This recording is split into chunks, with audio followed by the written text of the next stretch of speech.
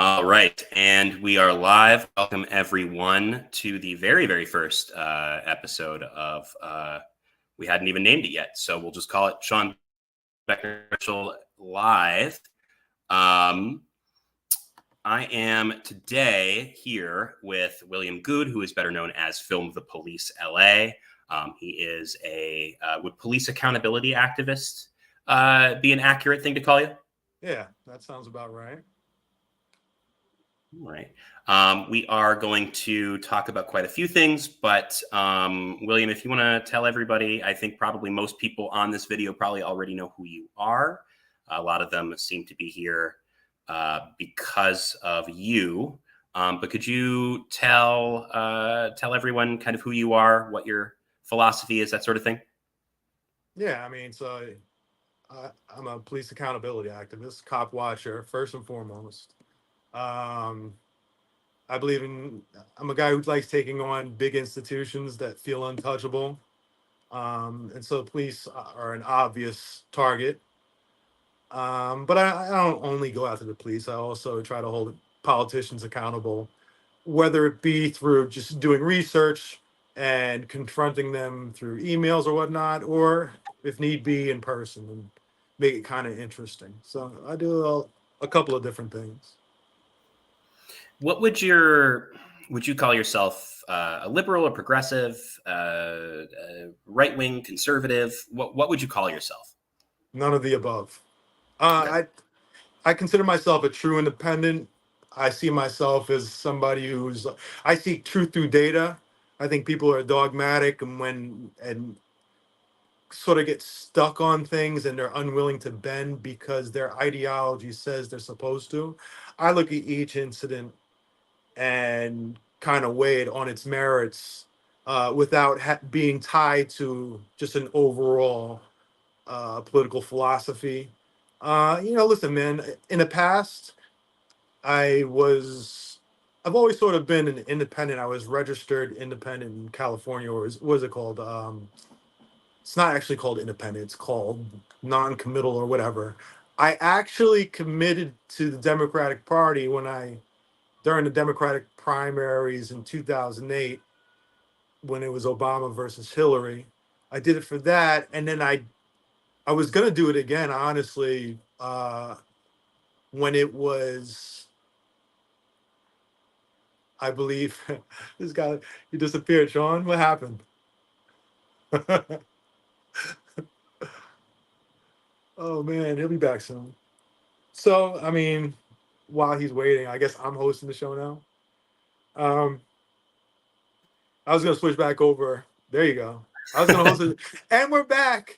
Here I am hosting Sean Becker's Partners.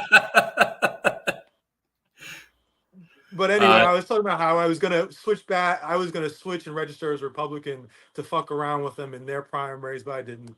But listen, I don't like any of the groups, quite honestly. I think they're all generally full of shit. So, um, my political philosophy is just each individual issue. I weigh them, and sometimes it'll be liberal, sometimes it'll be moderate, sometimes it'll be leftist, sometimes it'll be conservative. I'll go any which way as long as I as long as the sort of there's an intellectual honesty behind each position, and I'm not just you know being dogmatic. okay. So outside of dogmatism, what we might be getting in the weeds a little bit. We'll move along soon, I promise. But what do you want? Like if you had a five, if William Good was mayor tomorrow and also controlled the city council, what are five things that you would I'd completely put in abuse. place right away? I'd completely abuse my power. I'd be out there and mayor in a helicopter pulling over cops and stuff down the ground. But listen, man, I think that you got to look at how much money we bring in and how we portion that up towards our needs, right? So at the end of the day, coming back, if I'm mayor, if I'm city council, I look at our budget and I look at LA's budget. We have a lot of money. We have a large tax base to work with. We are not hurting for revenue. So the problem is that we give way too much money to really one entity, and that's the police force, the LAPD. 40 of our discretionary budget, they get 48.4% of that. Okay, and then we're left to divvy up the rest for, hey, listen, the firefighters get a lot of money too, but then we're left to divvy up the rest of the money for public works and for education and so on and so forth, housing, homelessness. And the problem is that the LAPD has a $3.4 billion budget. Last year they went over budget by $100 million. They're going to do it again this year because they just will find a way.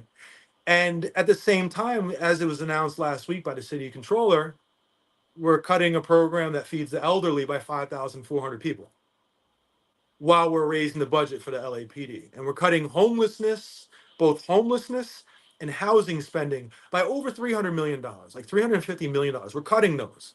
While at the same time, we're increasing the LAPD budget. Now, what happens? We're going to cut homeless and housing funding by 350 million. What's going to come next? Crime's going to increase, right? It's generally what happens when you start taking away services, crime increases. And they're going to use that as a justification to then increase the police budget even more, which will then decrease the budget. And it'll just be this race to the bottom, this death spiral with our budget. We're right about there at this point. So if I were mayor, and listen, I talk to cops all the time. There's a lot of people who are just sort of accountability activists like me or whatever, and have certain feelings about the cops. And, they will say, don't talk to the cops. I talk to the cops all the time. I have a conversation. I'll talk with anybody. And their general feeling is that, about 70% of their calls for service relate to homelessness, drug addiction, or narcotics addiction, or mental health issues. Now, listen, there's not a policing fix for mental health issues. And there's really not a policing fix for housing or narcotics issues, right?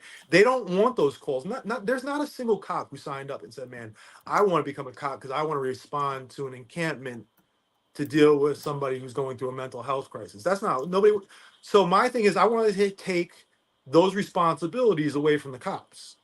Let's free them from that, because that takes up about 70% of their time. They tell me that. That's what they say. 70% of our time is homelessness, housing, or homelessness, drug addiction, and mental illness. Let's take those responsibility away, but at the same time, let's transfer those resources that we're spending on the police to clinicians and whoever else to address the real problems. I believe I saw a report one time that said 4% of people are responsible for 50% of our 911 calls. It might be somebody dealing with mental illness who's walking in and out of traffic, then walks down the street and breaks a window, and somebody calls a cop, and then there's a bunch of things, right? And so when the police come, and what are they going to do? They arrest them, keep them in jail for a day, and let them out, and it'll just repeat the cycle. Or we can actually try to address it immediately on the spot, triage them, get them the help they need, whether it be mental health care or whatever.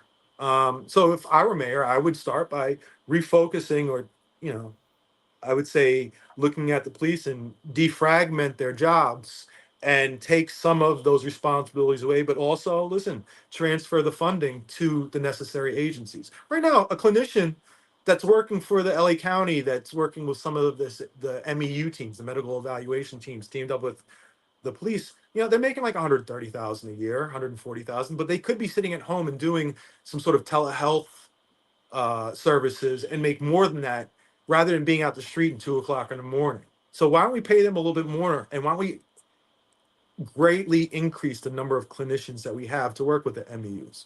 So that's just one thing. I can go on with this forever. And we'll talk about quite a bit of that, but I did want to do the part that I hate the most, but is very important. If you would like to support me or my channel, my name is Sean, by the way. A few people are asking who Sean is. If you'd like to support me, I am an independent journalist. I am Los Angeles based. However, I do go throughout the country. I cover right-wing extremism, policing, protests, occasionally politics, kicking and screaming, and all sorts of other things. And it also happens to be my birthday in a few days. So Ah. if you would like to support either my trip to the Democratic National Convention in Chicago in a few weeks, or if you just want to support independent journalism, there is a Linktree link in the chat, as well as I think right below us. We had to do a quick switch over on how we're streaming, so we're learning StreamYard as we go, but we are doing okay. So I think we should probably get into kind of the promise discussion, which is uh, sort of a rundown of the potential options for Los Angeles's next police chief. There's about 12 names that have been sort of bandied about. I think that there's some that are probably more likely than others. And how should we do this? Should we just go through the list, William? Yeah, go through. I mean, you can go through the list. I'm going to tell you right now, the 90% chance it's going to be Tingaritas. 90% chance. You've been saying that. She certainly received, I think, as of late, the most attention. But Oh, she's getting the whole list. ass LA Times spreads. Come on She now. has. They're doing the whole thing. Like, they are completely preparing us for it. They've been sort of, I don't know, even before Bass came into office, they've sort of been floating her name around a lot. And let's put it this way. My sources that are around the police union, or people connected to the police union, or understand police unions thinking, she's the one they want the least, from my understanding. And I don't know why. I'll be honest with you. If they're coming from inside the LAPD, for the most part, you're just going to get a continuation of what we've seen up to date, say with Michael Moore. My whole thing has always been you need to hire from outside the LAPD. Otherwise, the LAPD is just going to keep on covering for the LAPD. Tingaritas, she's ran the, what is it, the Community Safety Partnership Bureau. She was the person they put in charge when they created it. It was created by Garcetti. It was sort of meant to be like a large senior lead officer sort of thing where they have these interactions with the community. I did a CPRA, similar to a FOIA, to get information about all the people that were in this bureau. They were handpicked, supposed to be the best cops. They were handpicked by her. I think there was 100 cops. I CPRA'd each one of them, including an SB 1421, which means that we're requesting any information regarding the history that includes shootings or use of force, anything that revolves around sexual misconduct, lying or dishonesty, and an illegal search. That would be the four that SB 1421 would cover. I filed that CPRA was it 2024? I filed it in 2021, and I'm still getting documents to this day about it. They haven't completed the CPRA in 3 years. And essentially, I've come to the conclusion that everybody that's been in that bureau has been involved with some sort of OIS, a police shooting or use of force, whether they were the main person or they were a supporting person at the scene. So it's just kind of funny that everybody in this handpicked division or bureau, but it's really kind of like a division, have these histories. She ran that. She was a captain one over there, and then she skipped over. She did something different that you don't generally see happen. She went from captain one to commander. So the steps are, you usually go captain one. There is a captain two. It's kind of rare, specialized. It's more like inside sort of deal. And then there's captain three, which it means that usually the commanding officer of a division. She skipped over that part and went straight to commander. She went from captain one to commander. It's kind of weird. When she was sergeant, she married her husband, who was a captain in the LAPD. So you start to think about nepotism. Um, and so, yeah, listen, I've heard that when she was a sergeant, she was cool, but I don't know what that means. She's most likely going to be the choice. LA Times, everybody's kind of pushing her.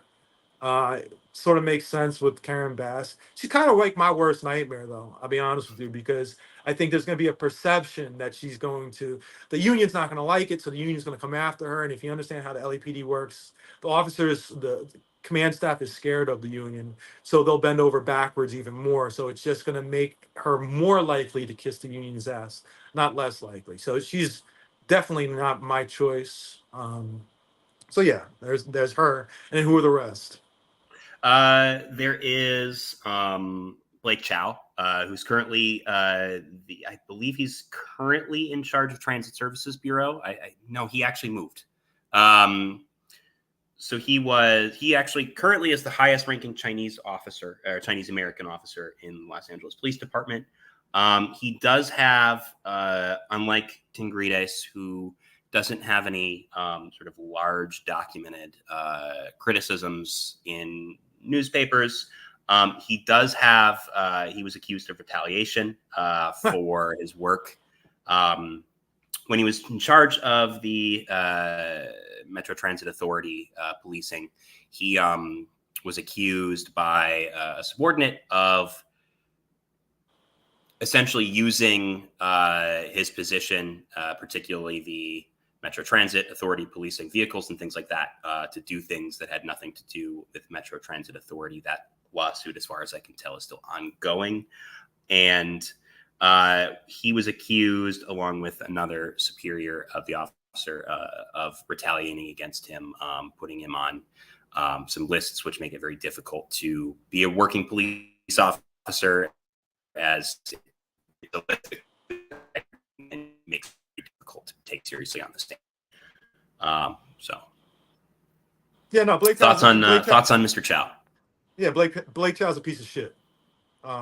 He's a piece of shit. If you like Chief Moore, then go with Blake Chow. It's the same thing. It's the same guy. It's just the continuation of the same bullshit. So Blake Chow, I'm familiar with Blake Chow. Blake Chow is very familiar with me. Blake Chow was commander over at West Bureau, right? I live in Hollywood. That's West Bureau. So Blake Chow, when he became commander of West Bureau, and they sent him there for a reason, right? If you understand policing in LAPD, including back to Chief Moore. Chief Moore was a captain at Rampart and managed the Rampart scandal. And listen, to understand, I say this all the time, to understand the Rampart scandal, you have to understand that it was very successful for the LAPD in the way they covered up for it or managed the crisis, because that was a crisis they were talking about. It was going to lead to $1 billion in lawsuits. And they managed to get it done for only like 100 million, and very few cops were held accountable. And they just covered up that whole shit. Even though we talk about, the Rampart scandal, who was held accountable for it? The worst players in the Rampart scandal are running the LAPD today, or in some of the detectives that. Well, to be fair, one of them's a limo driver. Well, yeah, the only one. Well, listen, the only one that was really held accountable, and he wasn't, he was the one who told on everybody, and so he got in trouble. But if you look at all the not all the detectives, but lots of the detectives in the LAPD, they're attached to Rampart one way or another. There are officers there, and to become a detective, in my opinion, you have to sort of have a history of covering up for other cops. They have to believe that you're going to have their back at all times. That's how you become a detective. That's how you go into SWAT. That's how you go into robbery, homicide, and that's how you go. Definitely how you get into the SIS, right? So yeah, I mean, Chief Moore during Rampart, he was the captain there managing that scandal. And then when he left there, he went to what would be considered today risk management, right? Who literally, from a legal perspective and the public relations perspective, handles the scandal. So Chief Moore was fantastic with how he covered up the Rampart scandal, right? The fallout from Rafael, what's his name? Rafael Ramirez? Are you talking about the Rampart. I can't think of his name right now. Rafael Perez. Perez? Yeah. And so yeah, Chief Moore was like the king of the cover-up, and he went to go work at, like I said, like risk management.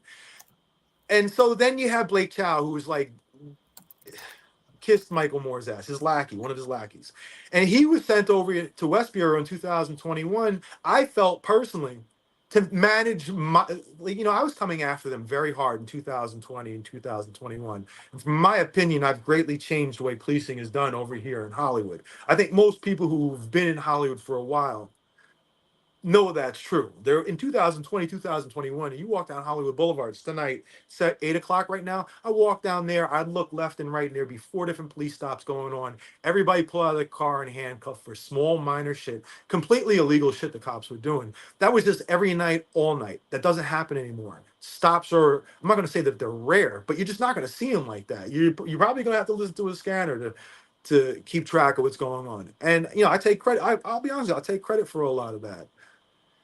But I filed a lot of complaints to get there. Blake Chow was running West Bureau during the time when I was doing this, and he even did he had this report on me that he got every week. He instituted called the Weekly Hollywood Good Report, where he would each week get an update on not just my complaints, but any legal issues that I was having from because they were charging me with crime, all types of shit back then. They were constantly retaliating. And, the weekly good report literally said that he wanted an update on all my legal cases and all my complaints. So, this guy right here, he's just, to me personally, he's a piece of crap. If you want Chief Morgan, you go with Blake Chow. I don't think he'll get it, but yeah, he's just a continuation. I think the union would be perfectly fine with him. We should move on pretty quickly, but it's funny you mentioned the Good report. I remember that coming out. That was done via CPRA. You did, correct? Yes, I think it was CPRA. Literally, I think it was you did. Was that me? Yeah, actually, I think you're right. I think that was me.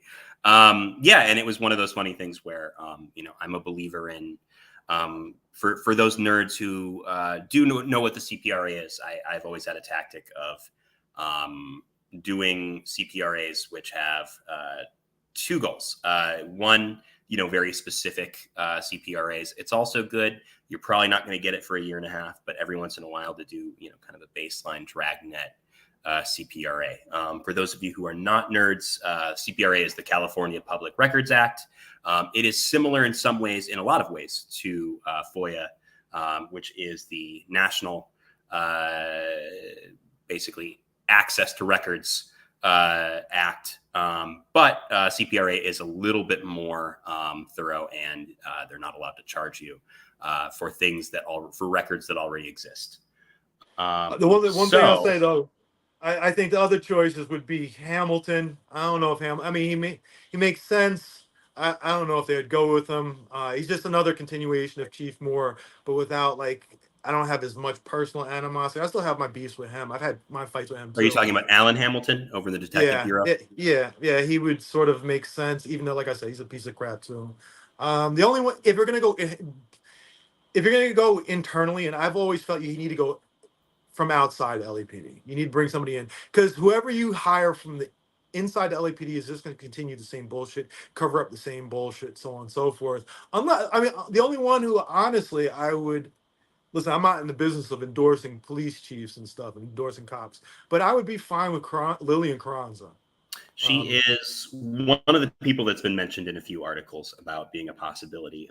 Listen. I'm not, like I said, I'm not in the business of endorsing them, but I would sort of be fine with her only because, she has had a history of actually taking on the LAPD internally. Yeah, even so if it's sort of for personal reasons. I was going to say, she sued the Los Angeles Police Department, I believe, multiple times over sexual harassment violations, things like that.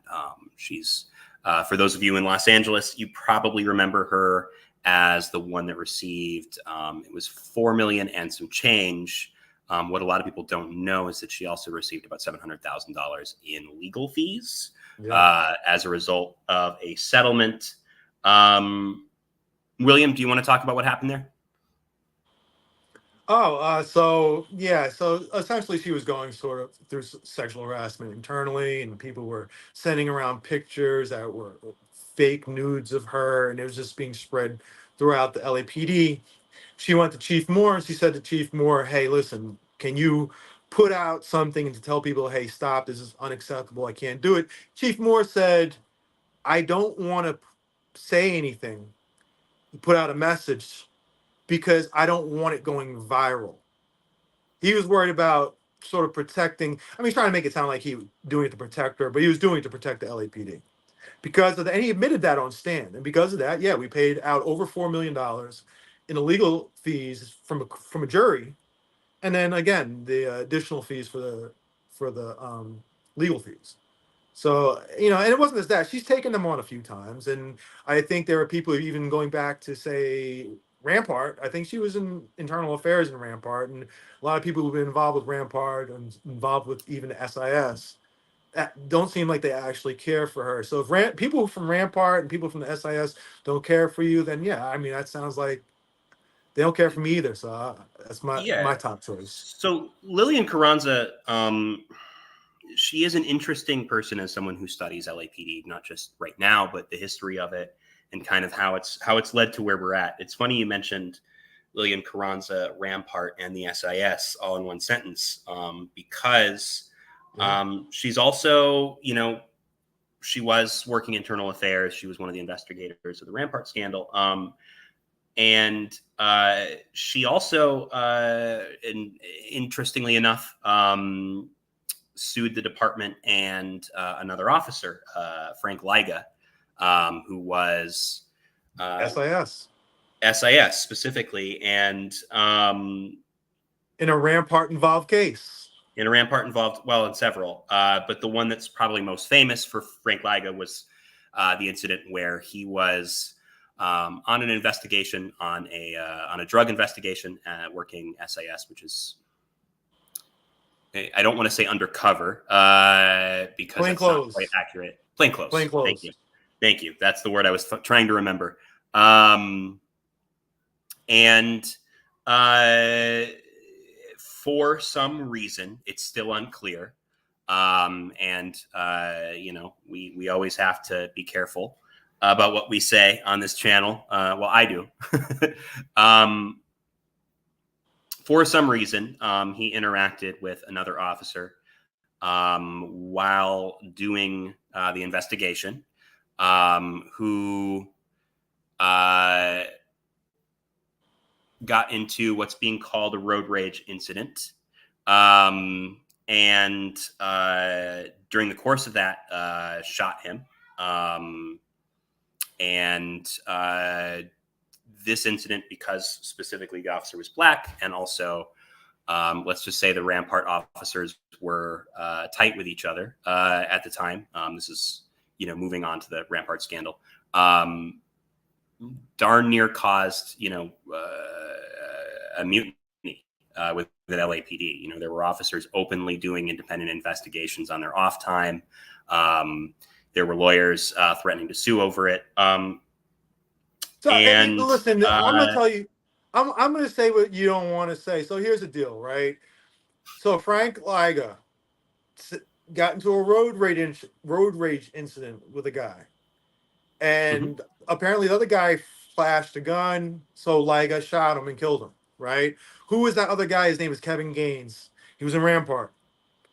He was Rafael Perez's friend. This is a guy who was involved with Death Row Records. He was doing security with Death Row Records. He was involved with bank robberies and stuff like that.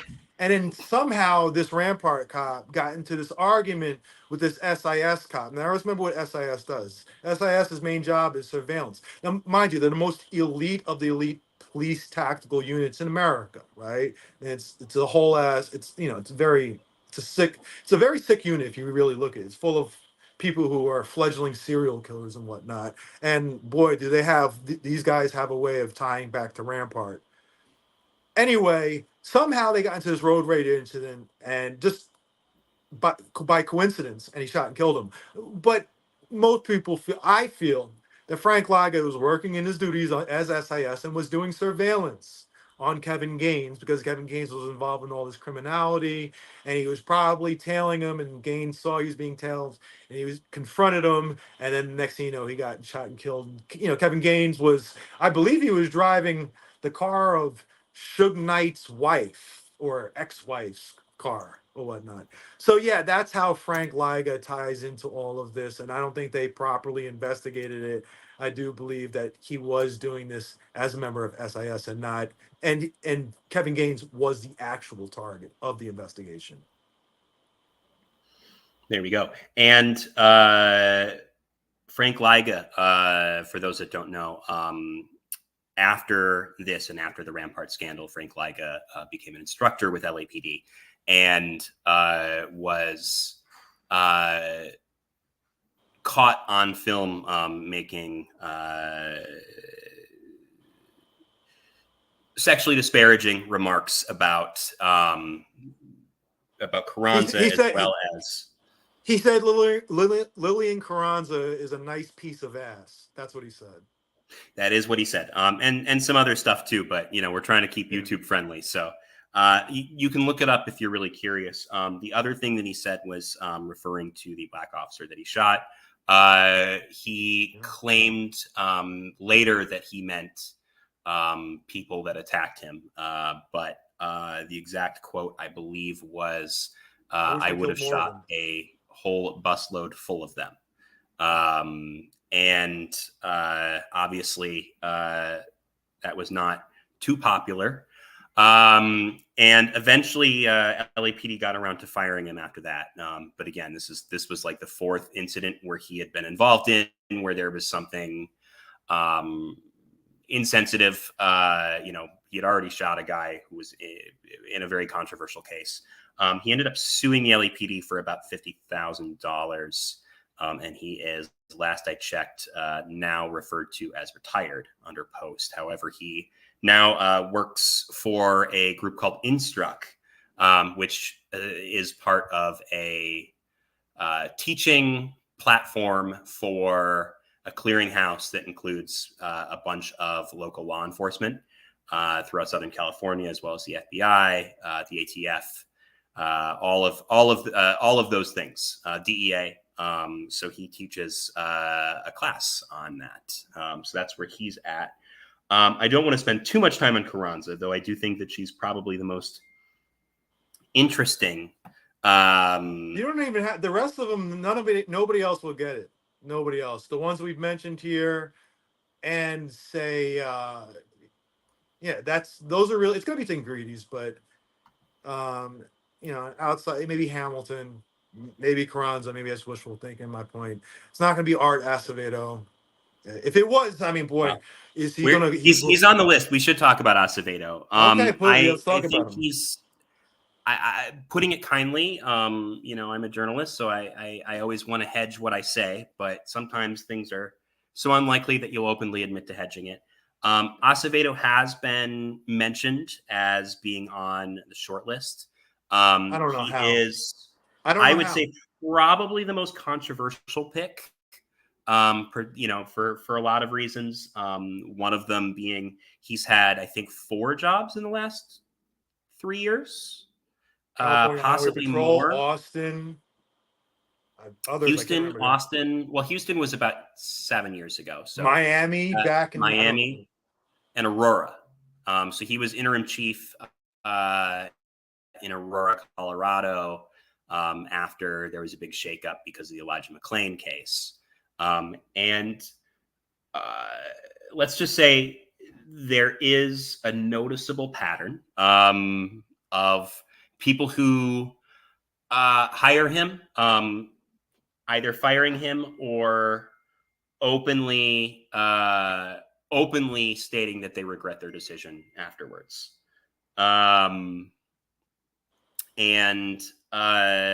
So he, for those that don't know, it's funny, we were talking about specifically, having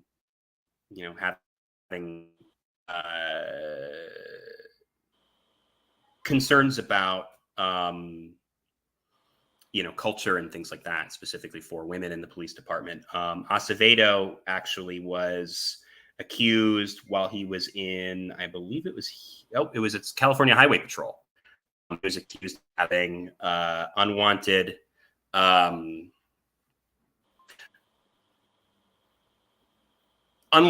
nude photos of an officer that he had taken with a Polaroid. It seems like at the time, the taking of the photos was consensual, but keeping the photos was not. And I'll be honest with you, this is something I'm kind of working on. Specifically within policing, it does seem as though, specifically, some people would call it revenge, and this is YouTube, so the P word. It seems like that's a common problem within police departments. And I was just looking into Sheboygan Police Department had to discipline a fifth of their entire police force for a similar incident. But regarding Acevedo, I guess, why do you think he is always sort of mentioned as a candidate? He just is. He's just one of those guys when you just don't want to take it seriously. They just float his name. So the fact that they're even talking about him, like if you were to ask me yesterday or a week ago, a month ago, and said who do you think if you had to choose somebody who's just like a most ridiculous choice for police chief, I'd be like, oh, Art Acevedo. That would be the person I would choose. Guy's just not. He's not a serious person. Nobody seems to like him wherever he goes. Wherever he goes, he always leaves under bad terms. Nobody has good things to say about him, but for some reason, he keeps on getting these jobs. I think you're frozen, Sean. Oh, there you go. Sorry about that. So we just made someone a moderator because I've been watching the chat and it was time. So thank you, William, for the suggestion, and thank you, LA Deb 14, for if you'd like to moderate, we would appreciate it. There's some drama going on there. So Mel Buer, there's always drama in the chat. That's why it's always. I'm different than most people. I don't cater to the chat. I abuse them because they deserve to be abused. I just sort of read it and take what's useful and don't take what's not. I did want to shout out. There is one other journalist in this chat who is really talented and has been making fun of my setup via DMs. So I just wanted to say shout out to Mel Buer, who works over at The Real News, really talented. And actually, I would love to have you on, Mel, at some point in the near future.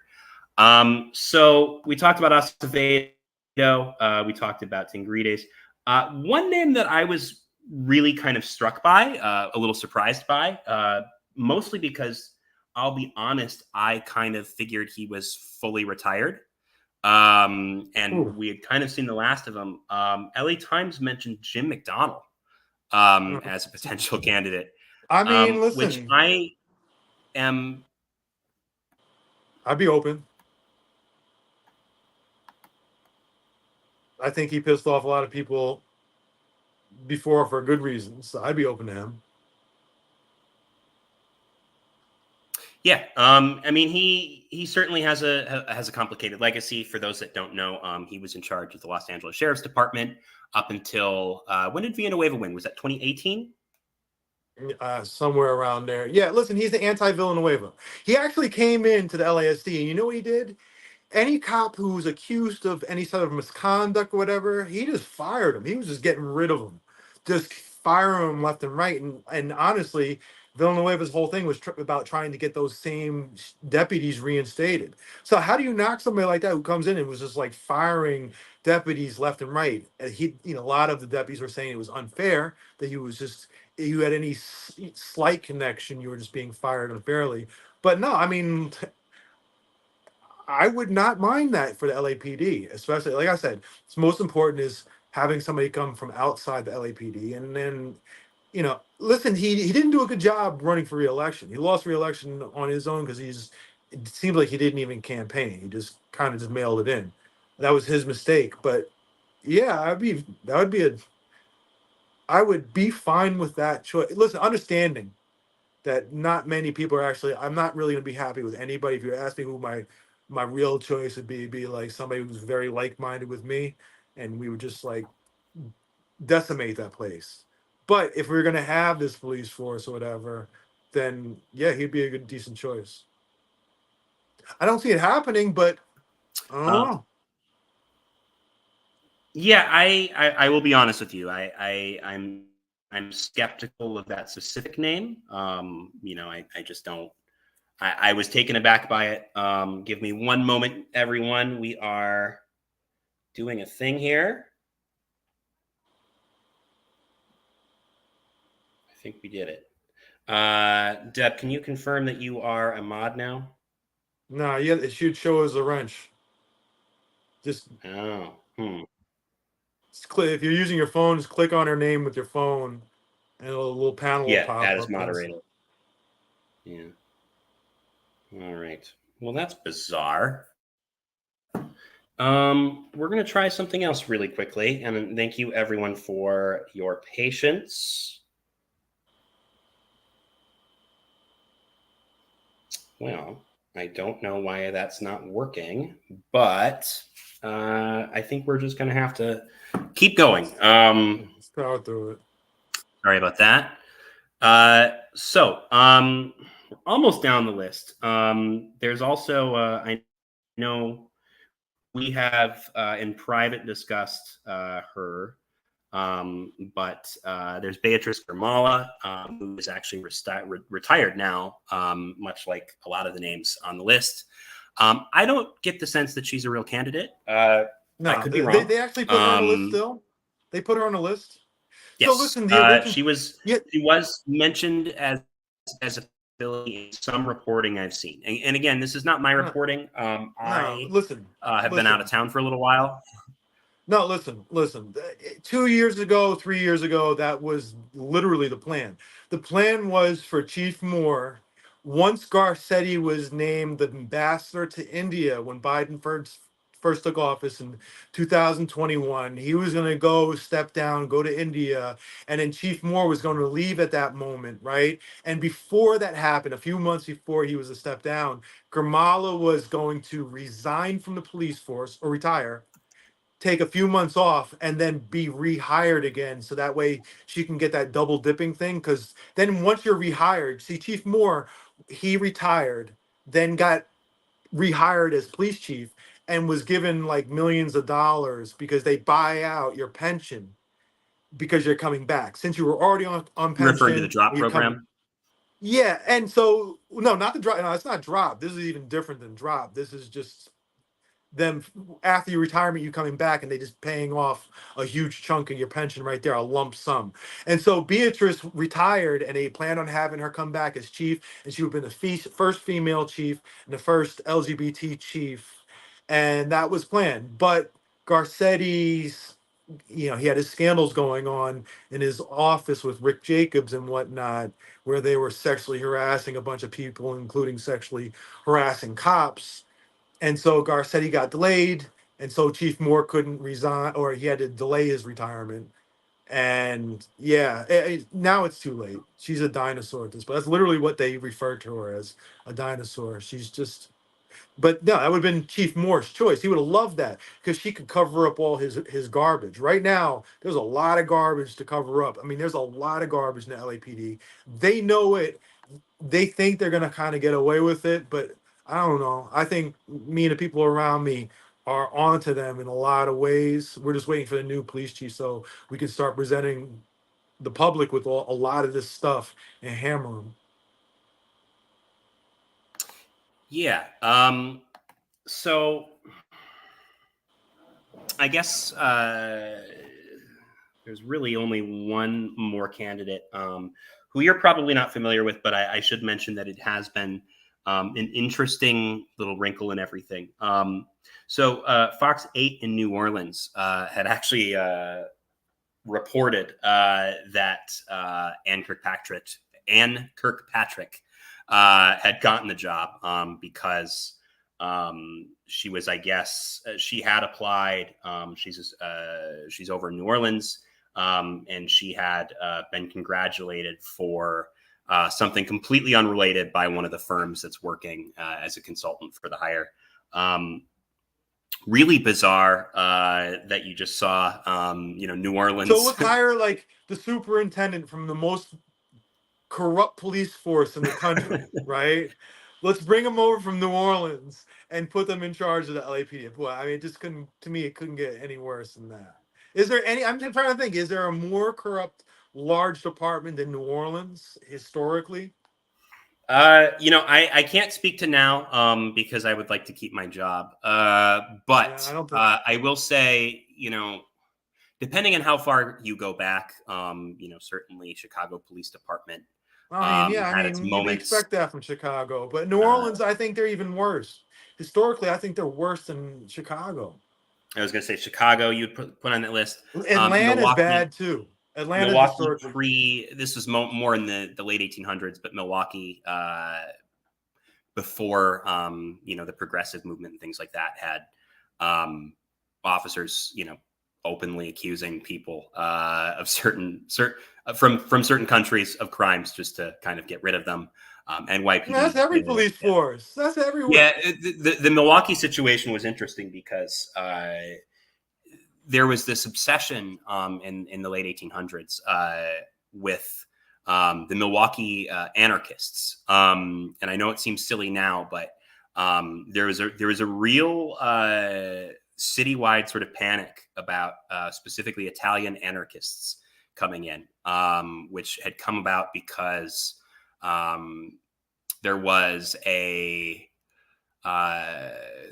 riot which involved Italian folks right around Brady Street um, over union rights, and it had been squashed, pretty violently. And then a police department was bombed, and I think 9 officers lost their lives. And the response from the city government at the time was essentially just to find 2 Italians to pin it on. So New Orleans is No, certainly up there sounds like the historically. NYPD historically in the 20s and 30s and 40s Mm-hmm. and 50s. And Yeah. listen, I mean, at the end of the day, if we're gonna go by the worst police force in the country, I'm gonna tell you right now, it's the NYPD. As far as I'm concerned, at least with what I've dealt with, the things I do right now with the LAPD, the way I go out to the LAPD, they would NYPD would have beat my ass so bad by now, multiple times over. They would have fucked me over so bad. But they're not the deadliest. The deadliest is LAPD, deadliest in the country by far, and it's like they're more deadly than LASD. It And does this is depend on. I was going to say it depends on how you measure it. And how how far you go back and things like that. But no. LAPD, No. pretty If much you no had matter how you measure it, is going to be near the top. no, how you measure it. If you're gonna go by total shootings, you go by per capita shootings. If you go by number of deaths, if you go by numbers of people hit, number of people not hit, and number of bystanders hit, LAPD leads them all. And it's this is I CPR this data, and the LAPD actually had this information where they compared themselves to every other large police force, and it had their raw numbers next to the other ones, and the LAPD beat them all. Again, even the LASD. NYPD is not as deadly because they're not dealing with as many guns. They're not having as many OISs in New York simply because people don't really have nearly as many guns. Not like LA. Everybody's got a gun around here. But if you go by the raw numbers, the data, no, LAPD wins it all. There's also, I think, a unique. There's actually several unique elements to the way Los Angeles Police Department does its job that it's hard to argue don't lead to more police shootings. One is I think anyone that's lived here for any modern amount of time knows, we really have this culture of police chases in Los Angeles. I think there's a lot of factors that go in, but it's if there's a police chase and it's going on for more than 20 minutes, they will absolutely, if you're watching network television, switch to live feed of the police chase. It hasn't been my experience that outside of Los Angeles that is the case. There is sort of this obsession with police chases here. Until 11:30. After 11:30, you'll notice something. You will never see a police chase on TV after 11:30 because once the 11 o'clock news is over with, the helicopters are grounded. So there you won't see them chases then. But yeah, there's a huge obsession, and LAPD's policy on, or not just LAPD, all of California's policy, Highway Patrol especially, uh, leads to crashes that kill civilians, and then of course at the end of these police chases, they're very hyped up and people are, adrenaline's flowing and stuff, and then you often have the shootings. It's not just that though. I mean, I think they handle mental health calls terribly here in LA. I think that leads to a lot of the police shootings. It seems like a bulk of the police shootings are somebody experiencing mental health crisis while having a weapon or perceived weapon. Um, the other thing that seems to be it hasn't contributed to a lot, but it's certainly when I talk to people that cover other police departments, and even honestly when I talk to officers that are within other police departments, even higher ups. Can you talk about? I'll let you talk about a bit about this because you've been so.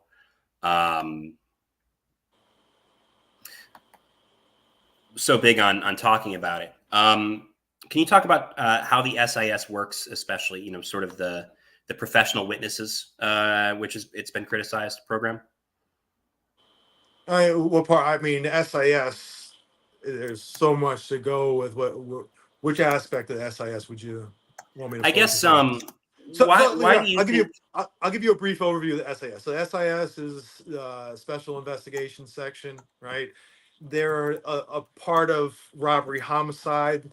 These are all detectives. They like to call themselves undercover, but LAPD doesn't have undercover officers. They have plainclothes officers. It's important to make that distinction. An undercover officer is somebody who takes on a new identity, goes and has contact with somebody on multiple occasions using that identity to get information, to make sales, so on and so forth. Plainclothes, including SIS, they just wear plain clothes when they're out in the field, when they're doing surveillance so they can blend in. But when they actually are having a police contact, they throw on their vests, they throw on their badge and identify themselves as officers. Yes, like I said, they are wearing plain clothes. Some will wear a beard and will be able to get around normal LAPD clothing or uniform requirements. Um, and their job is to do surveillance and capture very high risk individuals, like people who have done lots of bank robberies or people who are wanted for murders, very high end. They work together. They have very controversial tactics. They have special weaponry. Their weaponry even has the is inscribed with SIS on it. They have trained over in Israel with the IDF. Um, yeah, they consider, they're what they consider the top of the top in the LAPD, the top task force. But they have no oversight. They commit lots of killings, and nobody's ever held accountable for these killings. And I'm telling you, they do a lot of them. So yeah, I Yeah, mean, yeah, go on. I was going to say it does seem as though SIS here is responsible for an inordinate amount of killings of suspects. I know even within the department, there's been a lot of criticism for the sort of professional witness program of them intentionally waiting until a crime happens as plainclothes officers, being at bank robberies and things like that. I think it's important to So mention. I think that's important to mention because if they are aware of, say, a bank robbery is going to happen, they won't stake it out, and when the people go into the bank, arrest them beforehand. They always allow the crime to happen and then arrest them when they're leaving, and their point, they say, so they can get a better chance of conviction or whatnot. The problem is when you wait until after it happens, you put the public at risk, right? Because somebody has a gun on whatever, and then they use a tactic where it's their own tactic where they pin the cars in often, which puts people in a position where it seems like to me you're more likely to have a shooting. The tactic of them allowing the crime to happen is, from my understanding, is they're the only unit in the country that does that. I don't think there's another police force or any unit, another police force in the country that does that. So I don't even think the LASD does that. I don't think the sheriff's department does that. So yeah, I mean, it's highly controversial, and as far as I'm concerned, that's something that needs to change as a policy. Um, we'll get into a question that I think you might hate in just a second. But before we do, I did just want to Uh-oh. reiterate Uh-oh. that it's you won't hate it too much, or you might. Who knows? I just wanted to reiterate part of the purpose of this stream is to raise funds. I covered the Republican National Convention about a week ago, and I hope did a good job. You can see an article I wrote for Left Coast Right Watch just dropped a few hours ago. And I also put a lot of videos here on this YouTube channel as well as Twitter. But we are raising funds, or I am raising funds, and William is generous enough to be interviewed for it for a trip to the Democratic National Convention. So I'll be covering it very much as an intentional outsider, covering protests, interviewing people. You'd be shocked by how interesting interviews at the bar outside of a political convention can be, and all of those other things. And if you don't want to donate for that, it is my birthday coming up. So feel free to donate a microphone or funds for a microphone. And we also have a special guest who wanted to say hi. Always says hello to William when we are on the phone together. This is Lilia, everyone. This is one half of the cats that A Cat with News owns. And William, do you want to talk a little bit about, I guess, one of my questions for you, and I think one that doesn't get asked enough. What do you think LAPD does well or better than other police departments? Better than other police forces. Oh man. I think that the medical evaluation unit, the MEU, is sort of the gold standard. To understand the MEU, right? So the MEU is a unit that teams a clinician with an LAPD officer, so like a psychiatrist or whatnot, with an officer. The officer wears khakis and like a polo shirt or whatever, so they're not dressed like a warrior or whatnot. And they allow the clinician to take the lead in instances of somebody dealing with a mental health crisis.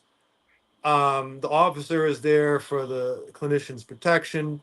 Listen, I understand people will say, well, you know, we got to fully keep cops out of a lot of these calls, and I agree with that. On a lot of the mental health calls and stuff, like there's no reason to have an armed response. But then there are sometimes where there's a call with a man, a 415 man with a knife. 415 man with a knife is somebody who's dealing with a mental health crisis and has a knife. They are never going to respond to that completely unarmed with the clinician, because the clinician would be too scared to be like, I don't want to get stabbed by accident. So they always have somebody there who is armed. Now, I've never seen an MEU incident where somebody's been shot. It's always the clinician takes the lead, and they usually work with the fire department. EMS will show up, and the fire department will sort of like surround the person from a distance, right, to make them feel comfortable. And the MEU, the clinician, will talk to the person and they'll try to calm them down, and then get the fire department to kind of step in and get them into this to the stretcher, and then take them to, you know, use it to then triage the person, and get them the care, right. um, if you look at most police shootings, right? Most police shootings are somebody who's dealing with mental health crisis and has a weapon or has a perceived weapon, right? Where somebody calls in and said, "Oh, this person is a person's, you know, screaming, walking down the street. He has a gun in his hand," even though they won't have a gun. But the cops respond. And they don't know if the person has a gun or whatever, and the cops are pulling out their guns, and they're not good under pressure, and it's how you have these fucked up shootings, right? So the MEU is meant to, you know, you have, I don't know what the numbers are this year. We used to have 17 units in 2020. Then we had 13 units in 2021. Then we had 12 units in 2022. And that's total units. During the course of any given shift, you might only have 2 units or even 1 unit for all of LA City to patrol the whole city, right? And so if there's a mental health call and somebody's got issues, or even if, hey, there's a scene, person has a knife, the cops have the person surrounded, they want to call in the MEU, so they get the clinician to come there and talk them down and engage with the person and have a good outcome. If you only have one of these MEU units on duty and they're down in San Pedro, but now they got to make it to the valley. How long does it take? 45 minutes? What are the chances this person is going to be shot in the process? Right. So my thing is, we shouldn't have a total of 12. It's outrageous that we only have 12 MEU units. Outrageous. You should have 120 MEU units. Hollywood itself should have 2 or 3 MEU units on duty at all times. We should be flooding the system with it. The police department does not want that because this has the potential to hurt them. I remember Brian Bixler, who used to run the MEU, he then became the patrol captain over at Hollywood. He said his goal is to make the MEU so successful that it would actually hurts the LAPD in the sense that it shifts money towards that and away from regular patrolling. That's what I'd like to see. I would like to see more clinicians on the street dealing with people who have mental health crisis. There's not a policing fix to mental health crisis. There's only, you need a clinician, potentially need medication, right? Cops can't administer that and stuff. They can't prescribe that.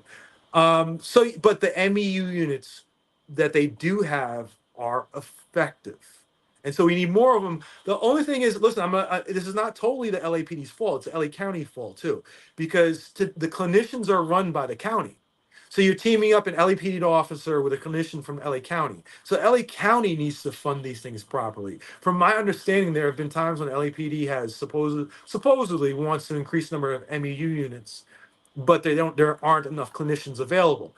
So my thing is stop, you're paying these cops $150,000 to have 2 or 3 of them sitting over at the front desk watching Fox News right now, or watching OAN, or watching MSNBC, or watching whatever. They're doing nothing, right? 150,000 a piece, 450,000 a year combined between the 3 of them. Why don't we hire more clinicians to go out in the street, deal with the mental health crisis issues that we have out there, and let's pay them more, right? If they could make $150,000 sitting at home doing telehealth visits, let's pay them $175,000. I don't care. Let's not go cheap with hiring clinicians. We don't go cheap with hiring cops. You can be working there with a GED and making $150,000 at LAPD doing nothing. It's so I think a lot of people are surprised by this. I often find myself wanting to mention this. There are a lot of people that will say, why are people more critical within city government of police officers than other city employees? And my answer is, well, I can only really have 1 or 2 or 3. I'm already juggling 3 beats. It's hard to add another one. But also, I think, when you're talking about 48% of just the discretionary budget, there's also things that are not discretionary that goes into LAPD's budget.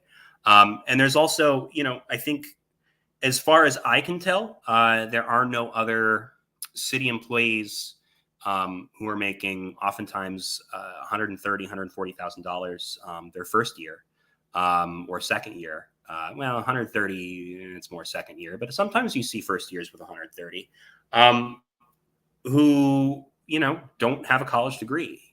Who don't have a high school diploma. Who don't have listen, again, I ask this all the time. Outside of sales where you're dealing with commission, and I am not knocking somebody who has a GED, right? But my point is it's the only profession where you can start out with a GED and make over $100,000 on your first year. Think of another one. I can't think of another profession outside of sales where you're dealing with commission. And what is the product that we're putting out in the street, right? So my general thing is, I think that a requirement they should have a college degree, or at least associate's degree. I think it's important that even spending time on campus dealing with other people from other cultures and other backgrounds is important. I think it's important to get a background in the Constitution. And most of the time, if you're going to go to school, become a cop, you're going to go there and take something related to that. So I think that's important. But listen, they also get the overtime that other people aren't getting. But another thing is, other public employees, other city employees don't have the ability to take somebody's life or freedom also And then when you're dealing with the LAPD, you have no oversight whatsoever. Imagine another department, we're giving 48.4% of our budget, and you have no oversight of it whatsoever. You can't even look into it. They won't even share their true numbers with you. And we just take it. So yeah, there's quite a difference between the LAPD and these other departments. Charles Patrick mentioned an important thing, which is, are you aware? I'm unaware of any other police departments that have multiple employees who list their home residency in another state. Are you aware of any other departments that have the fire more than department. 5? I think it was 8, right? No, the fire department. Oh no, in other states we have 30 something cops that live in other states. I was way off. Yeah, no. So I remember. Okay, I remember one time I was on a police scene, and first off, Charles Patrick always knows this shit. He's great. I'm telling you, he's great. Um, I was at a scene, a police scene. I don't forget where it was at. It was in Hollywood, but they had some Olympic cops there. They brought him in from other divisions to help out, and we were just talking, and one cop said, "Yeah, we have a cop that's coming in that lives in Idaho." I'm like, "In Idaho? How the hell does he live in Idaho?"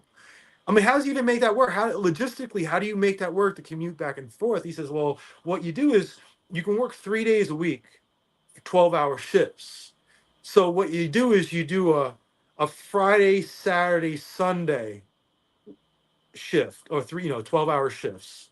And then the next week you flip your schedule. Then you start off the week working 3 days. So essentially you work 6 days on, and then you get 8 days off. So it's like basically 1 week on, 1 week off. And so what you do is you can fly, you come in here on a Friday, you work here on from Friday to the following Friday, and you fly home to Idaho, and you stay there for a week. And how much is a flight to Idaho? $200, $150, and they get an apartment here. I have no idea. I've never flown to Idaho. It's not expensive, and $150, probably $100 from LA to Idaho. You can probably get it, and it's one flight a week, so it's one way each Friday, back and forth. And multiple cops will share an apartment here. They get a cheap apartment by a station. They'll share that apartment, and so they can come and go. And then so then our money, our 150,000 that they're making a year or whatever, 200,000, some of these guys are going to Idaho. There's a bunch of them that live in Las Vegas. There's a bunch of them that live in Tennessee. There's a bunch of there's one that lives in Tennessee. I confronted them. There's one, they live in New Jersey, a couple that live in Texas. And to me it's outrageous. Do you think a residency requirement needs to happen? Yeah, I mean, come on. Listen, first and foremost, we're talking about money, right? You want to have that multiplier effect. If we're paying this cop this money, I want them to live in the city so they can spend the money in the city, right? First and foremost. Secondly, people always, I always, whenever there's a controversial incident with a cop, I'll look them up. I do my research on them. I always look and find out where they live. And people are like, "Oh, you're harassing the cops. You're finding out where they live." No, I want to find out where they live because I want to compare how cops that live in LA City act compared to cops that do not live in LA City. And what I have found is very few of them. I'm talking about hundreds of cops I have looked up, and like 10 have lived in LA City, 10.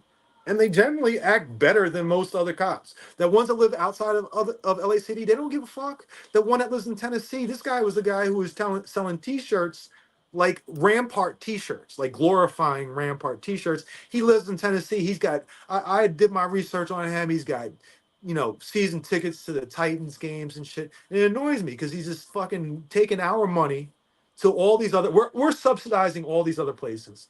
And that's out of state. 84% of LAPD do not live in LAPD city. 84%. That's as of a month ago, the new numbers. That means they live in San Bernardino. That means they live in Ventura. That means they live in Orange County, on and on and on. And we're subsidizing those areas. We are giving $3.4 billion to the LAPD budget. About $3 billion of that goes directly to payments to LAPD. 84% of them don't live here. So that means all that money is fleeing to all these other areas. I'd rather see that money stay here. And then another reason why is, like I said, cops that live here patrol the area differently. Listen, I got a cop that lives down the street from me, 1 block away, right down the street. he does. He has one. He's a motorcycle cop, and the only thing I have ever seen him do is pull people over and just yell at them for talking on his cell phone and give them a warning and leave. Right? He's not that cop that's going out there and just like trying to do some gung ho shit. And he's just usually just lecturing people about being on a cell phone. I can deal with that, right? My next door neighbor used to be a Hollywood cop. This is before I started cop watching. You know, I gave him some respect for living in Hollywood. And like I say, next door neighbor, our front doors are 4 feet apart. Now he's the biggest piece of shit neighbor I ever had. He was just the worst neighbor. He's the fucking absolute fucking worst. He'd have his drunken parties and all his drunk friends would get into their car and leave here. I'm like, you're a cop and you're letting your friends drive drunk. You know, people know me, know I don't care for that. But no, to me, some say it doesn't matter. It does matter that they live here or not for a number of different reasons. So today's a big day for you. A few hours ago, you had, I believe, your last court date over a temporary restraining order. Can you talk about that a little bit? That's sort of your other side. Yeah. So I had I people know me. I fight the Church of Scientology because of the destructive cult. And they picked a fight with me one time, and people who know me, if you pick a fight with me, I'm just gonna take it to, I'm petty. I'm a petty bitch. And I'm gonna take it to another level. And I've been whooping their ass. Their main recruiting center over here has been closed for 6 months as of last Saturday because of the work that we've done shutting their asses down. And this is important because I would say like 70% of their recruiting and 70% of their new money was coming in this place. Now they abandoned that whole sidewalk. I was out there earlier. They were running from me, So, I've hurt them bad. I've hurt the Church of Scientology bad. I've hurt their asses. And, listen, I think some of this stuff is going viral to a point where it's synonymous. You talk about Scientology, people are talking about it's a cult or whatnot. Why would go walking past that Scientology place even when it's closed? People are out there taking pictures because they've seen it all over TikTok or YouTube. So they didn't like that. So they've been using the legal system as a weapon. This is my second TRO that I had to fight against somebody who claimed on behalf of Church of Scientology, claimed I committed elder abuse. Um, this guy is something. Went and took out the TRO, and I whooped their asses. I'll be honest with you. I went in there. Don't get me wrong, it wasn't an easy fight. This fight has been going on for 6 months. I've been in trial for 2 months. I spent 4 days on a stand, and maybe it was 5. I don't mind that rule. I was sad when I was done. I had to get off the stand because I love that shit. I love being on the stand. My lawyer was like, "You're probably the only person that ever said that." I'm like, "Nah, I live for this shit." People ask me, "Did I prepare beforehand?" I didn't prepare shit. I just want to go up there and freestyle. So we whooped their ass. They're gonna have to pay $150,000 in lawyer fees because of it. We got this person who took out the elder abuse restraining order to admit on the stand that they were funded, their defense was, or their legal fees were paid for by the Church of Scientology. I wish we had asked them if they've received direct payments. I believe they have. I think Scientology is paying them. And so, yeah, I got a win against them today. And so now I get a chance to go gloat about it. And you know me, I will. And it's especially good because there's some haters out there that would just love to have seen me lose. They would have loved it. I wouldn't really care, but they would have loved it. But I denied them that chance. All right. So we are getting to about an hour and 15 minutes. William, do I have you for a little longer? Yeah, whatever. All right. This is the part where, folks, if you have any questions for Will, feel free to put them in the chat as long as they are respectful, as long as they are furthering the conversation. We will definitely take care of them. Just a reminder to the chat, just because I wasn't, we're having tech issues with making a moderator does not mean that I am not now monitoring the chat. Please be respectful. Please be nice. Let's all... we don't all have to get along, certainly. I don't think we need to or should all get along all the time.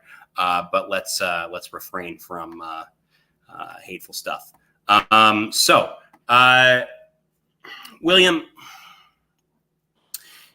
You mentioned that there's fewer stops in Hollywood, and I can say, I followed you around for some of your cop watching, and I will say, between the first time that I followed you cop watching, which, what would you say that was? Maybe April winter of 2020? 2021. What's that? Well, when you came around, like in the car with me on actual cop Yeah, watching, that was 2020, April early 2021, I think. April 2021. There you go with the with the fact Yeah. checking. I got that type of memory with those types of stuff. I can tell you the Gotcha. exact. I can tell you the streets each stop was on. I can tell you each cop was involved. I can tell you the complaints that I filed over each one. Mhm. And maybe I think about a year and a half ago, 2 years ago, I was with you, and I mean, there was a noticeable difference. I don't know what exactly we can call who exactly to give credit to, but to reiterate, it's a noticeably smaller amount of stops. Are we seeing? Could you tell everyone what a pretextual stop is, and are we seeing pretextual stops with the new policies? Are we seeing those happen less or more over the last Oh, because of year the or new two? policies, I think because of the new policies, I don't know if the new policies have any effect, right? So a pretextual stop is where you conduct a police stop with the intent of doing a further investigation. So you use a small reason to pull somebody over, a broken tail light, to then use that as an opportunity to do a further investigation to see if there's other crimes going on, right? They changed pretextual stop policy in March 2023 to state that they cannot do a pretextual stop unless there are multiple reasons for it, right? So you can't just do a pretextual stop based upon well, first off, it can never be based upon an equipment failure or equipment issue, like a tail light is out, a headlight is out. You can't do it upon that, and there has to be another reason for it. There has to be suspicion of a crime or so on and so forth. That policy is ineffective because there's a major loophole that says you can't do a pretextual stop, but except for if in your professional judgment you think there should be a pretextual stop. I'm just paraphrasing it. So it's a huge out, and let's put it like this: no one will ever get a complaint sustained for a pretextual stop. It's just never going to happen. So understanding that, did it have a huge effect on policing? Not from that standpoint. It had an effect from another standpoint. So the cops don't understand the pretextual stop policy because they're a bunch of adults, and so they've had like a backlash. They're like, "Oh, well, you're making our job so hard, so therefore we're just not going to pull anybody over." And I'm like, "Okay, cool." So they've decreased the number of just stops that I've seen visually. As far as Hollywood, are they doing less pretextual stops? Listen, I used to file 2 or 3 pretextual stop complaints a day in 2020, 2021. It was every day I was filing pretextual stop policy complaints, and I was not going out there cop watching using a scanner. I was going about my business and just bumping into stops, leading to complaints. This year, from related to a stop, I have filed one complaint. I filed one complaint. It was related to a sergeant.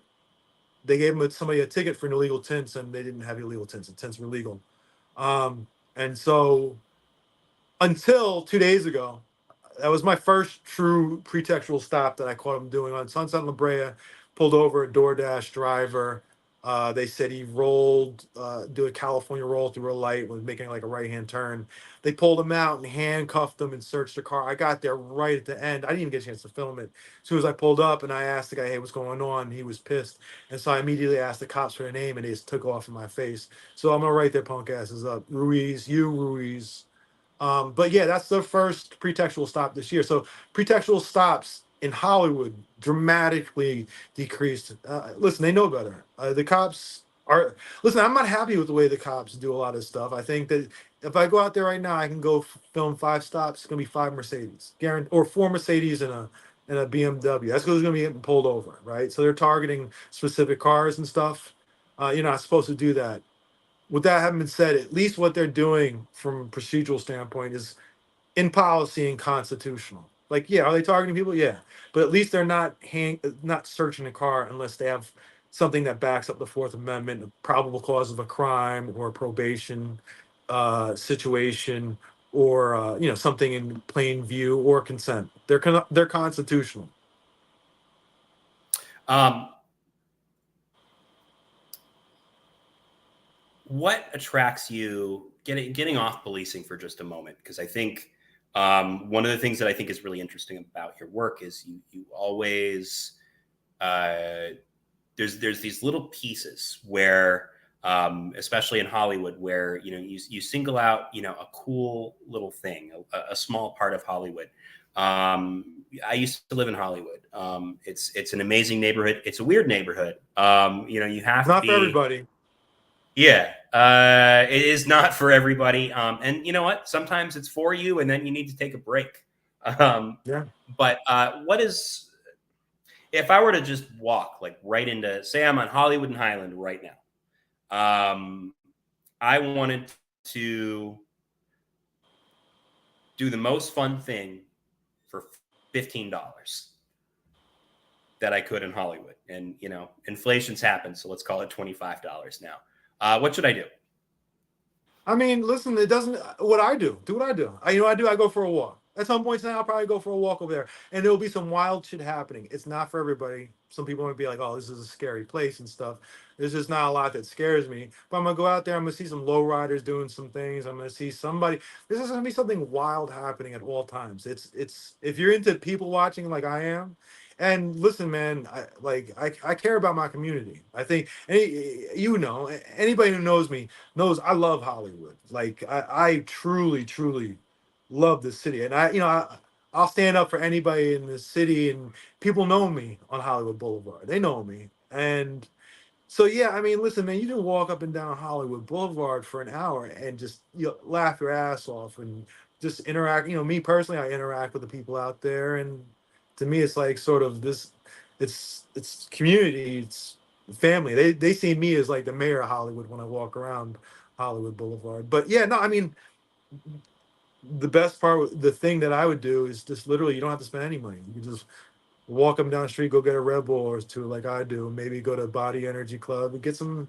I don't know. I've never eaten the food on Hollywood Boulevard except for the smoothies at Body Energy Club. Um, Listen, There's I will say a this: couple. is there Go actually ahead. good food? Well, listen. Anytime you're dealing with tourist places, you're never going to get good food because they know they're never going to see you again, so they don't care. Mhm. And I As far assume as that good food sometimes. goes, there's a guy who parks right around Hollywood Student Outlet. So is that Wilcox that Hollywood Student Outlet's on? Yeah. Okay, so there's a guy. He parks there on the weekends. He does grilled meats, like barbecue type stuff. He's got his own Okay. smoker. Um, it's very They love the good. It food is trucks out also there. it is also very expensive. Well, they love the food trucks. They have the Yeah, Jamaican food trucks out there. You have, the Jamaican the one's Asian food solid. trucks. Oh, listen, they have that Thai thing that goes on. It's like a Thai festival, like 100 vendors. They have live music and stuff. Just tons of food over on it would be Coanga, Coanga north of Hollywood Boulevard, uh, on the east side of the street in the parking lot right there. Hmm. It smells fantastic every time I go there. Yeah, I got to get down there. I think it's tonight, guys. Tonight's a good place to go. I think it's either Thursday, Friday, Saturday, or it's Friday, Saturday, and Sunday, or maybe it's even Thursday, Friday, Saturday, and Sunday. But they're open right now. Go enjoy some good Thai food over there, and music and whatever else. And the neighbor over there who complained in neighborhood council about it, complained that she had to smell all that food out there, and there was all this commerce going on, and she didn't like it. She moves over to Hollywood, right off of Hollywood and Coanga, Hollywood and Wilcox, and she's complaining about noise. Come on now, Yeah, I Karen. look. I want to be really clear. There are not many things as a reporter that I will actually stand against. Um, if you live on Hollywood Boulevard, you're going to get noise. It's a thing. Deal with it. There is no preventing it. You don't move to It's Times Square it's a and noisy complain street. about lights being too bright. And Los Angeles, I've always said, a lot of people will say Los Angeles doesn't have any culture, and my answer is always, did you leave your house? Right. Because Exactly. other than other than some pockets of the West Side, one of the beautiful things about Los Angeles is honestly every neighborhood is really different. I mean, just in Mid City, you have Pico Robertson, you have which is arguably part of Mid City. You have Little Ethiopia, you have the Filipino museum. town, you have Yeah, Echo Park, you got South Central, you've got, I mean, there's so much diversity and it changes from community to community. Listen, I live in Hollywood, but right on the West Hollywood border, 3 blocks over. You go 3 blocks over, and it's completely, you go over by Plumbers Park and stuff. It is way different than the rest of Hollywood, right? So you just have to walk yeah. in a Plumber Park different, is way different. right? Or I Yeah, can you go a go different from direction. I can yeah. I mean, go, I Plumber can go Park. south. It's a nice neighborhood. You see some folks playing your favorite sport, pickleball. No, no, Um, no. They got to get out of there. Pickleball is the fucking worst, man. um, Don't worry, it'll be out of style next year. No, you go to yeah. Larchmont, you go Hmm. to Thai Town. It's what? That's in Hollywood. You Listen, go Larch. to Little Armenia. That's Yeah. Hollywood. Hmm. I Yes, mean, Larchmont Central has. Hollywood, which is completely changed. Central Hollywood, like when I say Central Hollywood, like Sunset from, say, I guess like Gower through to like Cahuenga, or even say Wilcox, or even further than that. Let's say like Schrader, and then up to Hollywood Boulevard. That's all changed over the last 5 years. Yeah, I lived there Completely 5 years changed. ago, and I don't even recognize it anymore. It's so Completely different. changed. Yeah. Completely changed. Yeah, I lived right by Santa Monica and Vine, just right there, and like that neighborhood is way. What's funny is like there's still a couple mainstays, like you still have 3 clubs, which is it looks like they renovated a little bit because I mean even 10 years ago it was looking a little dicey, which I loved because there's to me not maybe I'm living the stereotype of a reporter, but nothing makes me happier than a dicey bar. And 3 clubs was a very dicey looking bar, and Hollywood still kept Burgundy Room is still a thing. You have Power Plant is way different now, but it's still there. Frolic Room, which is one of the most interesting. If you want to meet interesting people at a bar, not interesting people to date, not interesting people to like get a business relationship. If you just want to meet a guy with a story, I got to tell you, the Frolic Room, right on Hollywood, probably the best bar in all of Los Angeles. You want to know something Uh, interesting, right? If you want to meet, the time when I met the most interesting people was during COVID, when nothing was open, but people were coming to Hollywood because they just wanted to get out. And you can get out and you can walk around and stuff. And so it was like 2 o'clock in the morning. There's be people walking around, or people sitting, laying down on top of their car with speakers out, playing music, and people had like craving Mhm. these personal interactions with each other. And so, yes, with COVID, all these people died, and it just changed life for a lot of people, including myself, in a negative way. But I did appreciate the human connections that were going on Hollywood Boulevard during that time.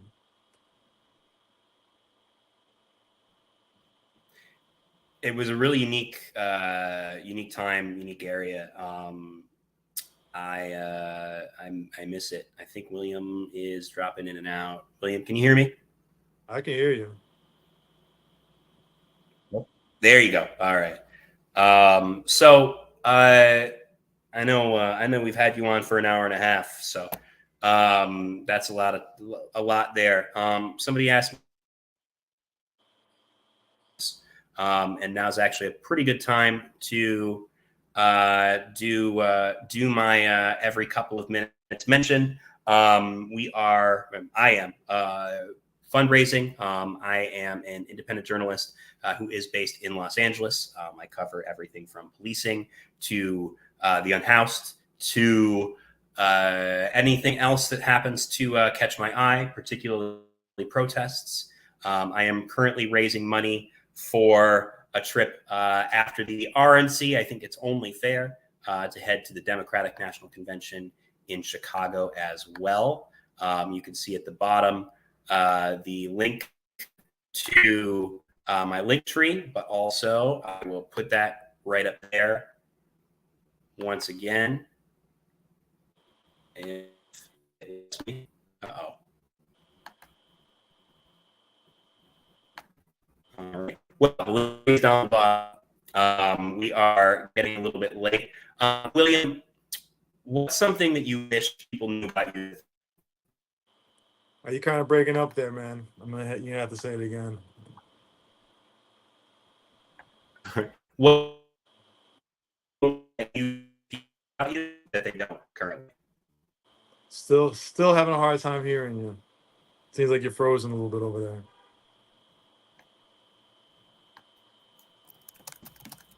You able to hear me now?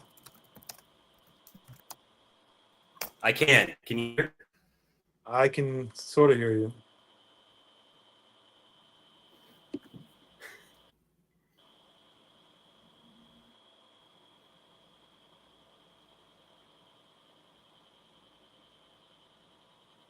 Testing. 1, 2, 3. 1, 2, 3.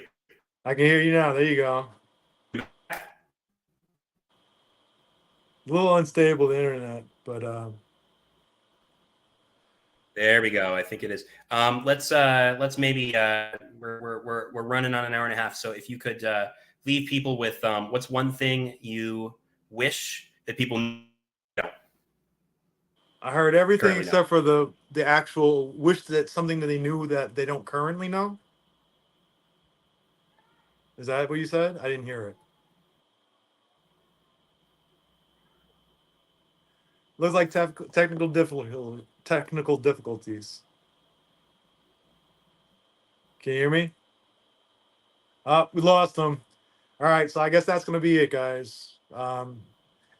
Here we go, and I now bring in a cat with news.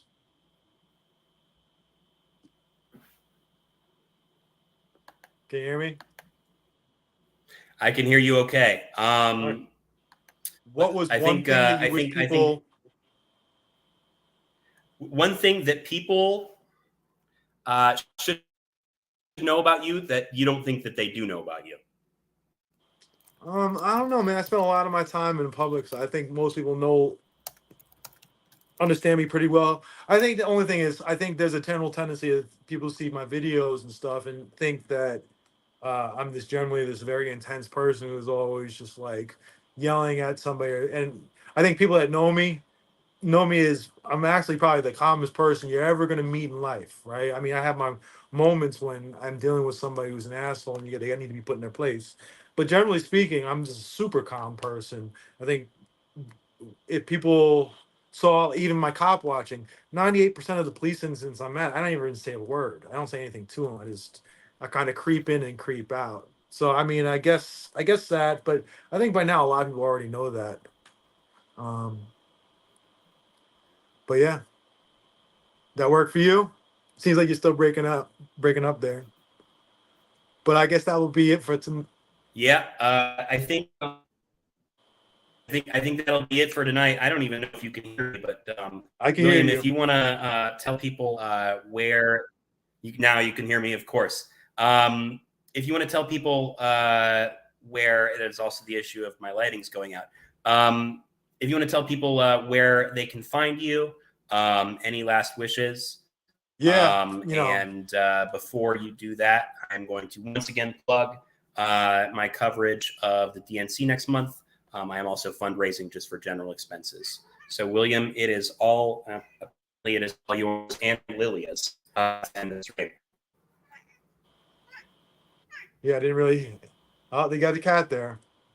My social media, Film the Police LA on most things, Scientology audit on other things, and Film the Robots LA on other stuff. And that's how you can find my stuff. All right. And folks, again, if you want to help out Cabot News, you can go to the link. A great rest of the night, folks.